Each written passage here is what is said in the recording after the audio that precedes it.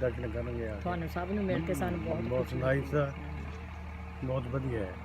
ਤੁਸੀਂ ਹਕੂਮਤੀ ਸਤ੍ਹਾ ਤੇ ਜਿਹੜੀ ਤੁਹਾਡੀ ਜਿਤਨੀਆਂ ਵੀ ਮਜ਼ਹਬੀ ਮਕਾਮਾਤ ਹਨ ਉਹਨਾਂ ਨੂੰ ਮਹਿਫੂਜ਼ ਕਰਨ ਵਾਸਤੇ ਹਕੂਮਤ ਬੜੇ ਇਕਦਾਮਾਤ ਕਰ ਰਹੀ ਹੈ। ਤੁਸੀਂ ਹਕੂਮਤ ਦੇ ਇਸ ਕਦਮ ਨੂੰ ਕਿਸ ਤਰ੍ਹਾਂ ਦੇਖ ਰਹੇ ਹੋ? ਨਹੀਂ, ਮੈਂ ਪੋਲੀਟੀਕਲ ਤੇ ਕੋਈ ਗੱਲ ਨਹੀਂ ਕਰਨਾ ਚਾਹੁੰਦਾ। ਹਕੂਮਤ ਬਾਰੇ ਕੋਈ ਗੱਲ ਨਹੀਂ ਚਾਹੁੰਦਾ, ਨਾ ਮੈਨੂੰ ਉਹਦੇ ਬਾਰੇ ਕੋਈ ਨੌਲੇਜ ਹੈ।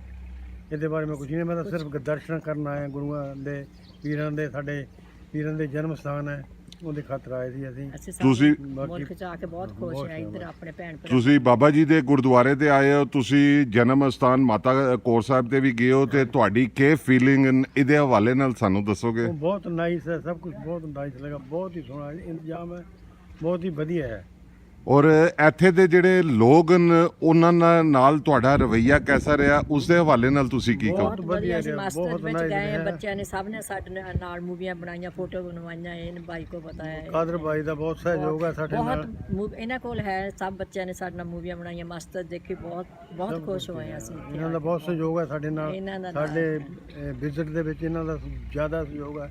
ਇਹਨਾਂ ਦੇ ਨਾਲ ਅਸੀਂ ਸਭ ਕੁਝ ਇੱਥੇ ਦੇਖ ਚੱਲੇ ਹਾਂ ਤੇ ਗੁਰੂਆਂ ਦੇ ਦਰਸ਼ਨ ਕਰ ਚੱਲੇ ਹਾਂ। ਬਾਕੀ ਭੈਣ ਭਰਾਵਾਂ ਦੇ ਸਭ ਦੇ ਦਰਸ਼ਨ ਕਰ ਚੱਲੇ ਆ। ਕਾਦਰ ਬਾਈ ਦਾ ਬੜਾ ਅਹਿਮ ਕਿਰਦਾਰ ਹੈ ਜੀ। ਬੜੀ ਦੂਰ ਤੋਂ ਬੜੀ ਪੂਰਾ ਸਾਲ ਹੀ ਇਹ ਸੰਗਤਾਂ ਨੂੰ ਨਾਲ ਲੈ ਕੇ ਆਉਂਦੇ। ਮੈਂ ਇਸ ਮੌਕੇ ਤੇ ਕਾਦਰ ਸਾਹਿਬ ਦਾ ਤੁਹਾਡੇ ਨਾਲ ਵੀ ਥੋੜਾ ਜਿਹਾ ਗੁਫ਼ਤਗੂ ਕਰਨਾ ਚਾਹਾਂਗਾ ਤੇ ਤੁਹਾਡੇ ਕੋਲ ਵੀ ਪੁੱਛਣਾ ਚਾਹਾਂਗਾ ਕਿ ਤੁਸੀਂ ਇਹ ਜਿਹੜੀ ਖਿਦਮਤ ਕਰ ਰਹੇ ਹੋ ਇਹ ਵੀ ਆਉਣ ਵਾਲੇ ਵਕਤਾਂ ਤੱਕ ਯਾਦ ਰੱਖੀ ਜਾਏਗੀ।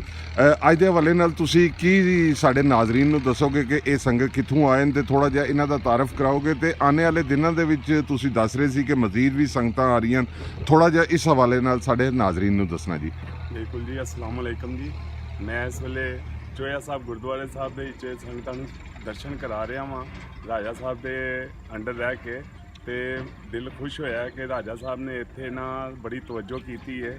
ਜਿਹੜਾ ਹੈ ਗੁਰਦੁਆਰੇ ਦੀ ਸੇਵਾ ਦੀ ਕਰਕੇ ਕੰਮ ਖਰਾਬ ਹੋ ਰਿਹਾ ਸੀ ਨਾ, ਇਹਦੀ ਅਸਲੀ ਜਿਹੜੀ ਬਿਲਡਿੰਗ ਦੀ ਪੋਜੀਸ਼ਨ ਹੈ ਉਹ ਖਰਾਬ ਕੀਤੀ ਜਾ ਰਹੀ ਸੀ। ਇਹਨਾਂ ਨੇ ਰੁਕਵਾ ਕੇ ਮੇਰੀ ਨਜ਼ਰ ਵਿੱਚ ਤਾਂ ਬਹੁਤ ਅੱਛਾ ਹੈ।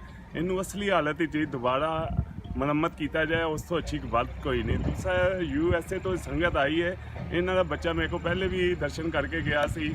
ਦੂਸਰਾ ਇਹਨਾਂ ਨੇ ਨਾ ਸਾਰਾ ਕੁਝ ਸਾਡੇ 'ਤੇ ਛੋੜ ਦਿੰਦੇ ਨੇ, ਤੇ ਅਸੀਂ ਅੱਲਾ ਦੀ ਮਿਹਰਬਾਨੀ ਦੇ ਨਾਲ ਇਹਨਾਂ ਦਰਸ਼ਨ ਵੀ ਕਰਾਈ ਰਹੇ ਨੇ ਤੇ ਦੁਆਵਾਂ ਵੀ ਲਈ ਦੀਆਂ ਨੇ, ਤਾਂ ਕਿ ਇਹਨਾਂ ਦੇ ਦਿਲਾਂ 'ਚ ਰਹਿ ਜਾਈਏ।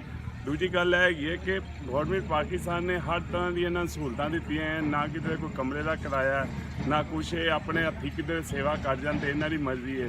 ਇਹਨਾਂ ਨੂੰ ਫੋਰਸ ਨਹੀਂ ਕੀਤਾ ਜਾਂਦਾ ਕਿ ਇੱਥੇ ਇੰਨੇ ਪੈਸੇ ਦਿਓ।